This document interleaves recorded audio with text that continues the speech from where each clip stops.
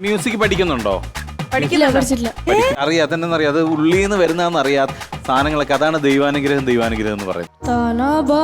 ताना बाना बुनती हवा है